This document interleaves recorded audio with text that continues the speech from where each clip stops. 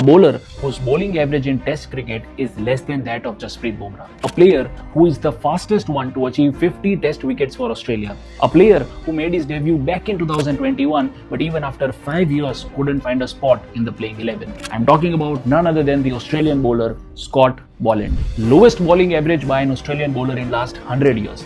इतना अच्छा रिकॉर्ड, इतने अच्छे परफॉर्मेंसेस और इतने एक्स्ट्राऑर्डिनरी स्पेल्स के बावजूद भी स्कॉट बॉलैंड को वो रिस्पेक्ट और वो फेम नहीं मिलता जो वो आज डिजर्व करते हैं.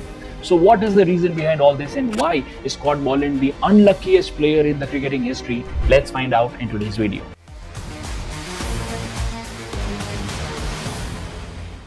Scott Boland was born in Melbourne, Australia और उन्हें काफी यंग एज में ही प्रोफेशनल क्रिकेट खेलना शुरू कर दिया.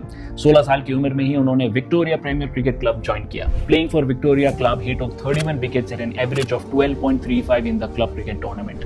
क्लब लेवल पर बॉलैंड की कंसिस्टेंट परफॉर्मेंसेस के चलते 2011 के शेफील्ड शील्ड सीजन में विक्टोरिया टीम के लिए उन्होंने डेब्यू किया और the date was 11-11-11. He bowled 25 overs and took only 2 wickets. शुरुआत के कुछ सीजन्स बॉलैंड के लिए इतना अच्छे नहीं रहे, मगर डेब्यू के सिर्फ 3 साल बाद बॉलैंड विक्टोरिया टीम के मेन स्ट्रीम बॉलर बन गए. In the 2014-15 season, he took 25 wickets in 8 matches and helped Victoria to win the Sheffield Shield title. First class cricket में बॉलैंड का फॉर्म इतना अच्छा हो चुका था कि वो ऑस्ट्रेलिया की टीम में जगह डिजर्व करते थे. मगर 2015 में ऑस्ट्रेलिया की टेस्ट टीम में ऑलरेडी 3 फास्ट बॉलर्स थे, मिचेल जॉनसन, मिचेल स्टार्क और PAT Cummins. In fact Josh Hazlewood भी एक बैकअप ऑप्शन थे. इसी वजह से टेस्ट में नहीं बल्कि 2016 में स्कॉट बॉलैंड का इंडिया के अगेंस्ट ओडीआई डेब्यू हुआ.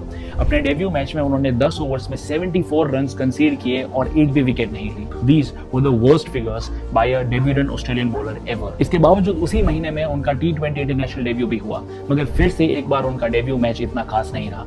4 ओवर्स 30 रन्स और एक भी विकेट नहीं.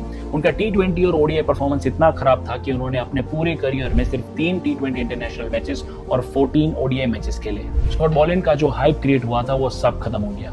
He went back to Sheffield Shield and started playing there. 2017 Sheffield season में Boland third highest wicket taker बने और 2018 सीजन में तो उनकी एक्स्ट्राऑर्डिनरी परफॉर्मेंस के चलते बॉलैंड को प्लेयर ऑफ द सीरीज का अवार्ड भी मिला. उन्होंने पूरे सीजन में 48 विकेट्स लिए with an average below 20. In his entire first class career, Boland played over 110 matches and took around 400 plus wickets. 2019 के इतने अच्छे परफॉर्मेंस के बावजूद it took him more than 2 years to make debut for Australia's Test side. 2021 की Ashes series में Scott Boland को Australia test squad में सिर्फ एक बैकअप प्लेयर की तरह इंक्लूड किया गया, मगर थर्ड मैच शुरू होने से पहले जॉश हेजलवुड इंजर्ड हो गए और Scott Boland got a chance to wear the baggy green cap for the first time ever. 26 दिसंबर 2021 में अपनी ही होम ग्राउंड मेलबर्न में स्कॉट बॉलैंड का टेस्ट डेब्यू हुआ और उन्होंने बिल्कुल डिसअपॉइंट नहीं किया. टेस्ट मैच के दूसरे दिन पर जब सिर्फ 10 मिनट्स बचे थे तब बॉलैंड ने अपने करियर की पहली ही ओवर में 2 विकेट्स ली. On the beginning of the third day ही took wicket number 3, number 4, number 5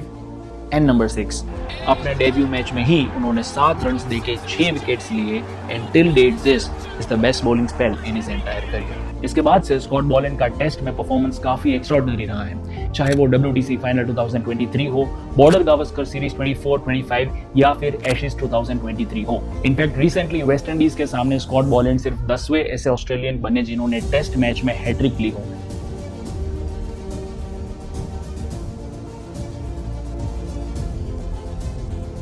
In fact, the first bowler to take hat-trick in a pink ball test match. Scott Boland का bowling average पिछले 100 सालों में किसी भी Australian bowler के comparison में सबसे अच्छा है. लेकिन इतने अच्छे परफॉर्मेंस के बावजूद अगर हम देखें तो उन्होंने अपने पूरे करियर में सिर्फ 14 टेस्ट मैचेस ही खेले. This is because Australia's pace trio Pat Cummins, Mitchell Stark and Josh Hazlewood has never performed poorly to be dropped out from the team. This trio collectively played over 240 matches, taking 1000 plus wickets. Cricket history में शायद बहुत ही ऐसे rare teams हैं जिनके पास ऐसा consistent bowling trio हो. शायद इसी के चलते स्कॉट बॉलैंड कभी भी ऑस्ट्रेलियन टेस्ट टीम के लीड बॉलर नहीं बन पाए. इनफैक्ट मिचेल स्टार्क ने यह भी कहा है कि बॉलैंड ऑस्ट्रेलिया की जगह किसी और टीम में होते तो बहुत सारे टेस्ट मैचेस खेल पाते और definitely all time greatest test bowlers की लिस्ट में होते. 14 मैचेस, 62 विकेट्स, 16.53 का एवरेज और 2.75 की economy. Despite all these records and extraordinary bowling spells, 36-year-old Scott Boland is still the backup bowler for the Australian team. PAT Cummins, Mitchell Starc, Josh Hazlewood, जो तीनों 36 की as से कम के हैं, वो individually almost 70 plus test matches खेल चुके हैं, but this 36-year-old lad didn't get the chance he deserved. Scott Boland will be considered as the unluckiest bowler in the cricket history. What do you guys think? Let us know your reactions below and stay tuned for more such interesting stories.